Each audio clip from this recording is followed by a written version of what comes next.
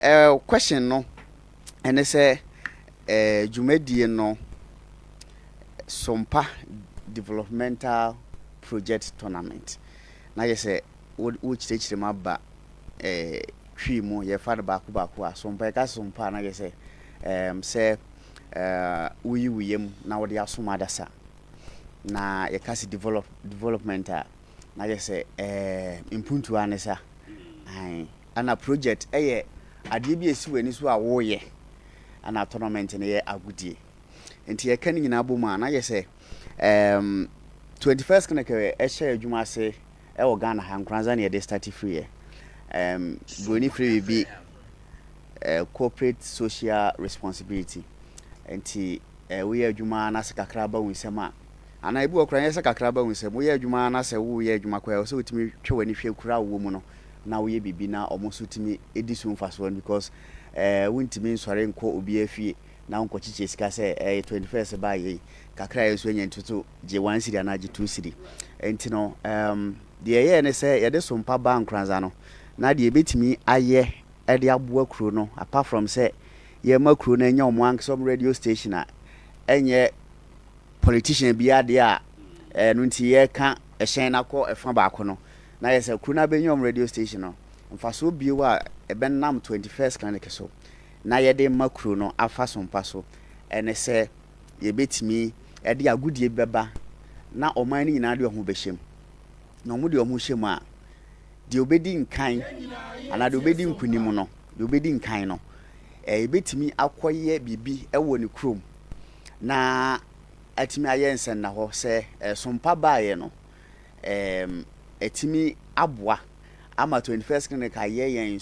corporate social responsibility ama ebi a etiama ba benya bibi ti se bi a okuro bia ne de ohia no obi wo hono ma na make us say waye wasi ICT lab friends say yes computer lab ICT ebi a abanya besi better aban timi fa computers megum ye obi wo hono ma abanya si school dan no enso nkonwa ne tables ne bia computer bia ana akade bia be ma school na di mu no nyamba ye obi won so bia ne krom patem ho no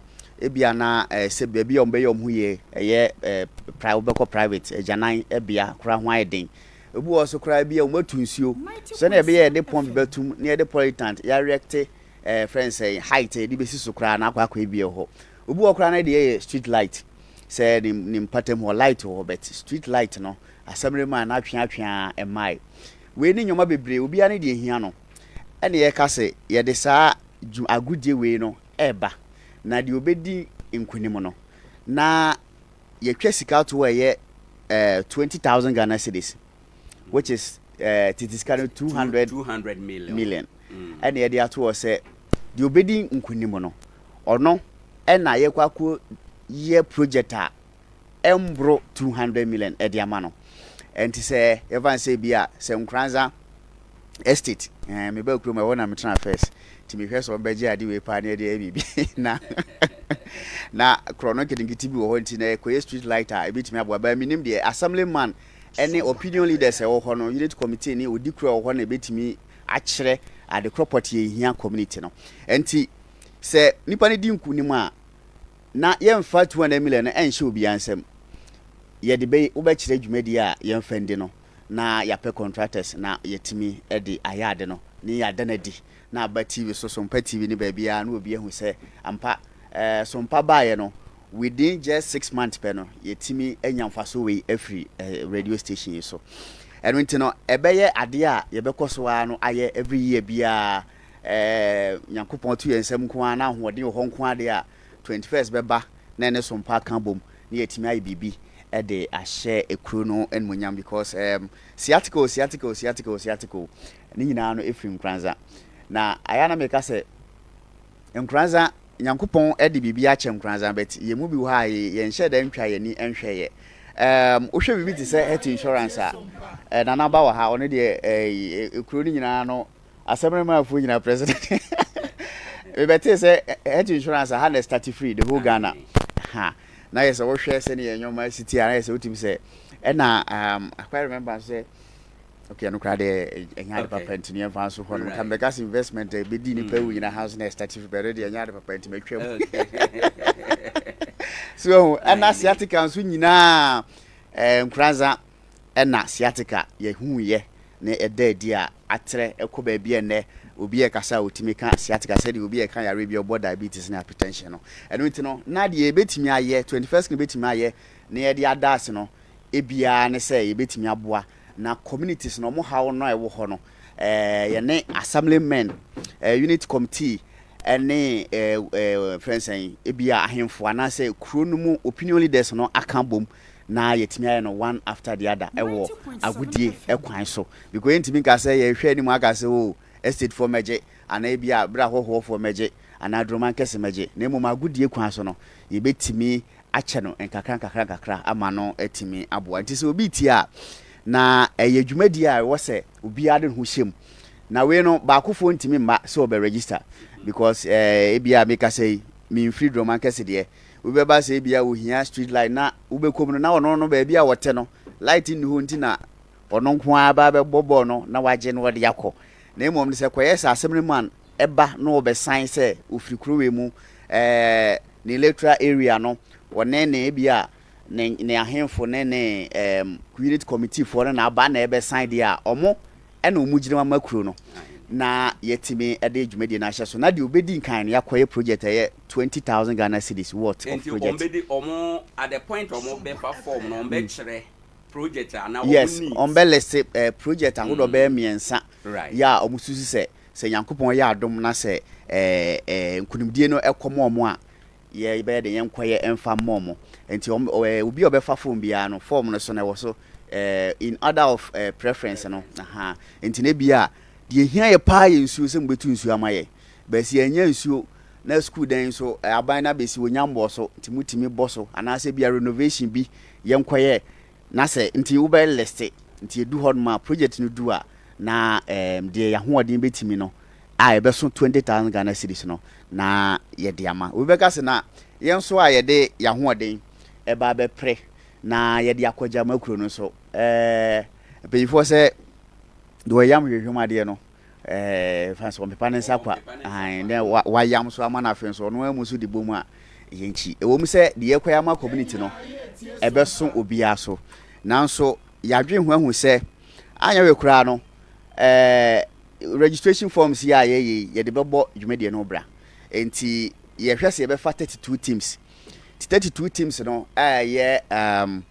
a friend say 32 teams no ebe ba be bo ana community state na ba be hia ebe bo no obia ebe fa form no 200 Ghana cedis ti 200 guys ebe akosi 6,400 ti the IN said that 6,400 yen che emfa teams no first four ombedi nkan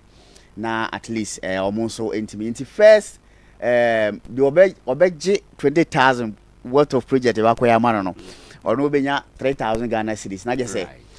team members ne coach ni omo ka ho no omo atimi de atom nkosua bi de ehira omo no na the obeto so second so no wenya 2,000 Ghana cedis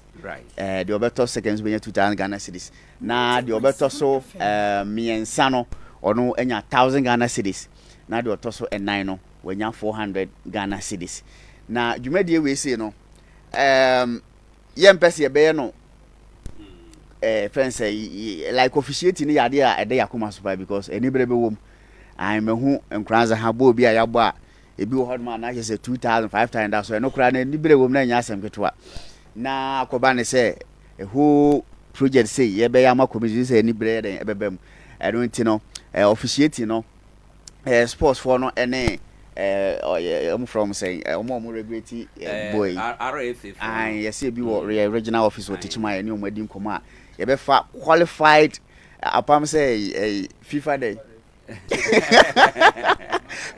or FIFA certified officials and be ba omo kra no nipemu ya dwumadi we aye di no 9 weeks no na yes I say bosome ne bosome mienu ne fa no the qualified qualify be hwe mu yi no mo so aba be adwuma ni yi ya bibia be kam ane ye hwe se obia no obi abebo organic aine obi ankutu aine well na say nipa beba abebo no say indigenous enkrofo efiri krum sure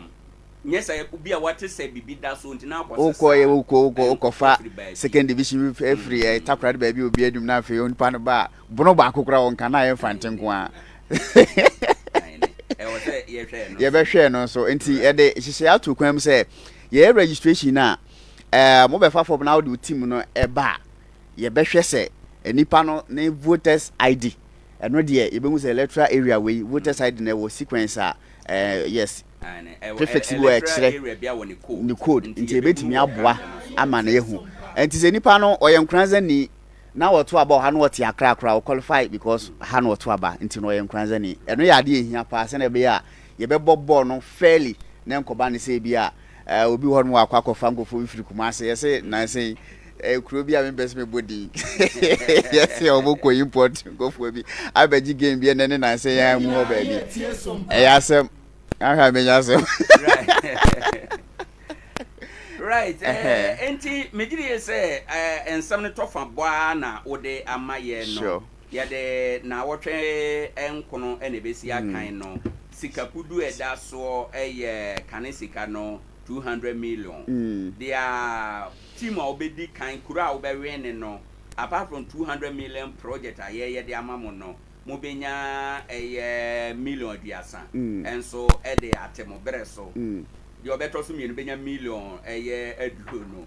na the better so me benya million du 9 no benya million 9 na ni nyina no aboa ama bibia atumi aye kama ede amaye nti minim se ene ya bie kwan no ano no ene ya bie kwan no nti adekye koya na free na nkwesi bosum ya wie na forms no de befa bia na afa wie se na bia betimi aye yen verification ni ade na ye hu omo ene obedi dwuma no ye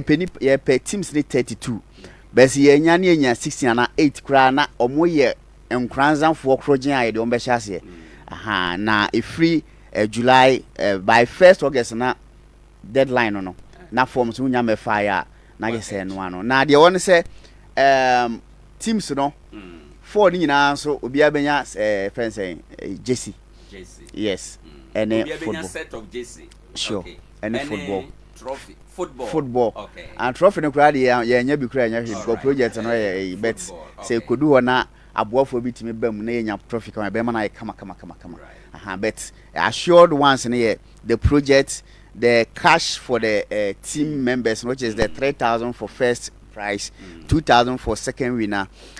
third no 1,000 and they already fourth no 400 Ghana cedis now if we be anya a ball and a face set of JCA bonsi a chro sompa ya bo ya ba aha na mpacho se obije adechien ye sha se community bi win next year sa community kro na qualify so betima san abebo awe ni bi ma na no yendwen ho ye bet se na esi akwa no nko ahun timi megene sa enti ebe hu kwan ye be fa so ebe hu kwan ye be fa so bia ebe mo aba abebo bio na wudi first no kra ye mfa mo ebe pe bibi ama na ye de ama second winner no bom bia edu ho no ebe hu si na ebe si bia ye no ye da say ebisan for ene a woti ye Dr.